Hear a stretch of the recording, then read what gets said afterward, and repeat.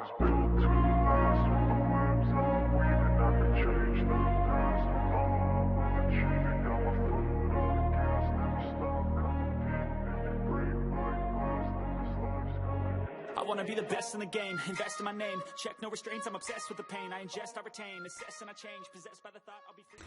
Hello, and today starts our first week of getting into course content and achieving those course goals and objectives. Now, our first topic, which we will go over for the next 2 weeks, is going to be all about the overall role of government and your personal connection to it. The goal of this section is just to really ground you on the definition of politics and government, as well as why they are important to us as citizens in our everyday lives and futures. And just to note for this course, citizen does not refer to legal status. It refers to one who lives in and engages with the many aspects of a geographical area.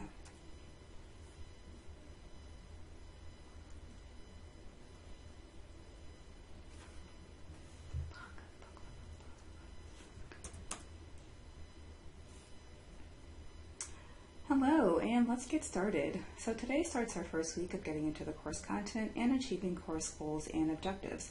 Our first topic, which we'll cover over the next 2 weeks, is all about the overall role of government and your personal connection to it. The goal of this section is just to ground you on the definition of politics and government, as well as help you to understand why they are important to you as everyday citizens for your everyday lives and futures. And just to note for this course, citizen does not refer to legal status. It refers to one who lives in and engages with the many aspects of a geographical area. So when you're asked the question, what does government do? A few immediate things may come to mind, such as creating public health guidance and policies, which we've seen with COVID, collecting taxes, protecting people's rights, creating laws, and making sure no one actually breaks the law. Now, those are not incorrect answers, but they are incomplete. Nearly everything we do on a daily basis has a direct or indirect imprint of government. For example, as a CSU LA student and for me as a faculty member, we're both attending and working at a public university that is partially run and supported by the state of California government in the following ways. So number one, the state of California helped to determine the amount of public funding that the university will receive, thus impacting tuition hikes or declines and even salaries for faculty members like me. Governor Gavin Newsom and other state politicians are also on the CSU Board of Trustees, which is, quote, responsible for oversight of the California State University, and the board adopts rules, regulations, and policies governing the university. So government is just one part of politics, and this is really important to understand. Politics is about power, and government is about the creation, distribution, limitations, acquisition, and leveraging of power through rules, people, and institutions. Governments are intentionally built and evolve over time. They also significantly shape society and vice versa. Based on the type of governing approach and structure in question, this shaping can manifest in several ways, including but not limited to the following examples. A government that ensures that members of society are healthy and supported in pursuing their life goals, which includes providing them with certain powers and freedoms that impact their individual experiences, but also those around them. And on the opposite side, government can result in a complete dictatorship and controlling members of society, leaving no room for exercise of individual power or freedom. Now, there are different types of government that are in between, but those are just a few examples. So to understand these connections, we'll be using a political landscape framework. Now, several factors are comprised of the framework and the landscape and thus impact government: people, values, ideology, environment, rules, and institutions. And here is a picture of that landscape. You'll see more of this in the textbook, but here's just an introduction to it now. So when you're talking about the people part of the political landscape, we're looking at political actors, constituents, the electorate, different groups and communities, and etc. For rules and policies, those are formal and informal expectations driving political action, behavior, and decision making. And then you have the environment, and that's the overall cultural, systemic, and structural realities within which people, rules, and policies and institutions exist.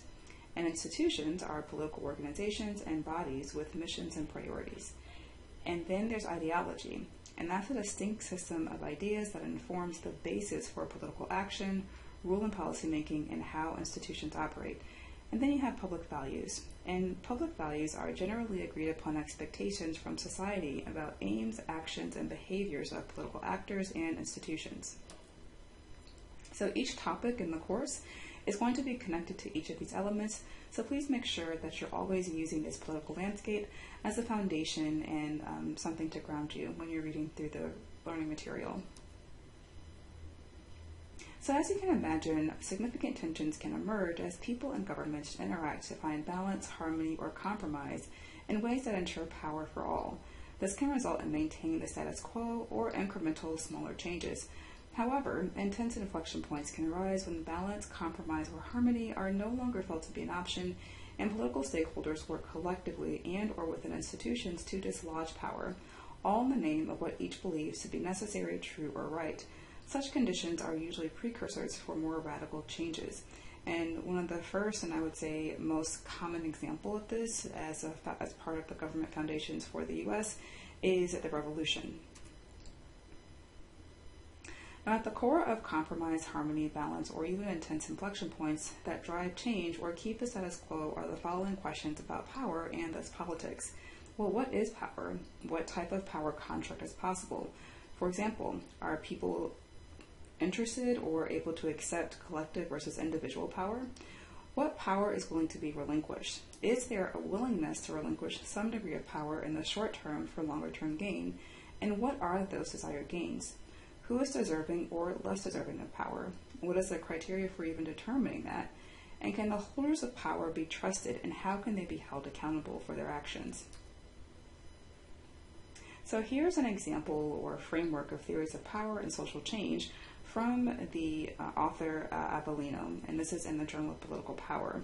And so what the author does, it gives us a table, the topology of power relations and dynamics. And basically what the author does is gives us examples of power. So there's power over, there is more or less power, and then there's different kinds of power. So for example, the dynamics for power over is person or group A depends on person B or group B, but B also depends on person or group A. And each one of them have power to some degree. And then there's also, that's the mutual dependence, and then there's also the one-sided independence, and then there's interdependence as well. And so what's important for you to look at here is that power is very nuanced. And so when you have power over or power to or equal power, different kinds of power, that can change the answers to the questions that I previously posted.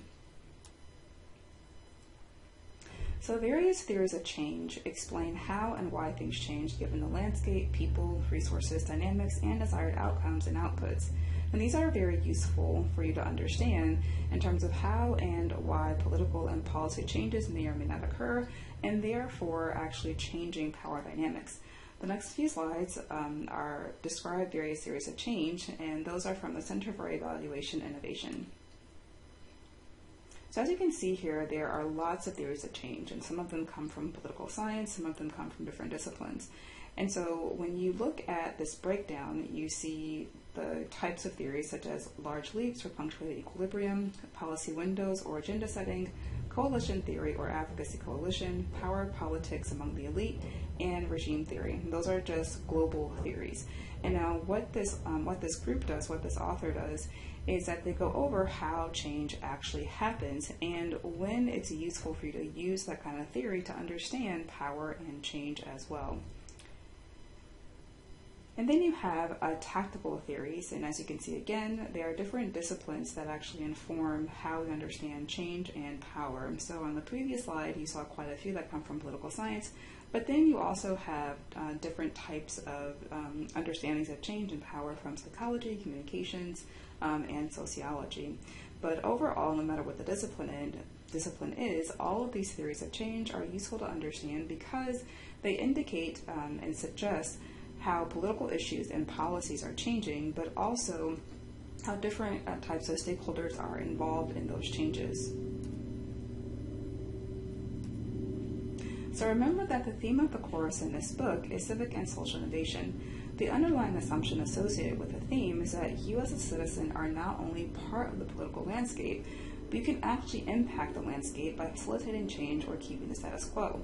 And now it's going to be your knowledge of politics and government that will influence the extent to which you can exercise that impact. In fact, even the creation of government is a civic and social innovation itself. So just want to pause here and show you one of my most favorite quotes about power, and that's from the author Alice Walker, who wrote the book Color Purple. And she says this: "The most common way people give up their power is thinking that they don't have any." So let's do a word study of the word civic, social innovation. So when you do a word study, which is called etymology, and we break down each of these words, which is civic, social, and innovation, we see that civic was originally from the Latin word corona civica, and it was a garland of oak leaves and acorns that were given in ancient Rome to a person who saved a fellow citizen's life.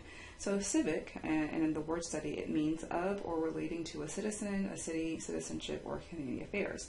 Now, social comes from an old French word, or from Latin, called socialis, which means allied, or socius, which means friend.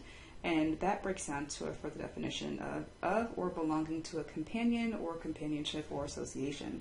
A companion, a fellow, a partner. And the innovation comes from a Latin term, innovationem, I think I pronounced that correctly, which is about restoration or renewal. And it also, as you can see, implies change. And then it also is attached to a newer or a later Latin word called novus, which means new. So when you put all of these words together, you can think of civic and social innovation as a change or restoration or renewal of a citizen or of a citizenship or citizenry, a city or community that focuses on companionship, that focuses on building community, focuses on building fellowships and partnerships, and just improving people's overall quality of life. So to better understand civic and social innovation in a California context, I just want to show you or share with you a few of the social innovation ideas that some of my students had done before. So one of them was this design by my small student group called Infinuity. And it's a phone app that facilitates civic engagement and voting among youth by translating bills. And so what this app did is that it took the technical language of bills and policies and made them into more plain language that was much more accessible. Another student group of mine called Synergy Housing designed a civic and social innovation change that focused on creating micro apartments powered with solar energy that helps to address the housing crisis. And then there was Unified, and that was a student group that created a phone app that encourages civic engagement by connecting citizens to their political representatives and neighborhood events.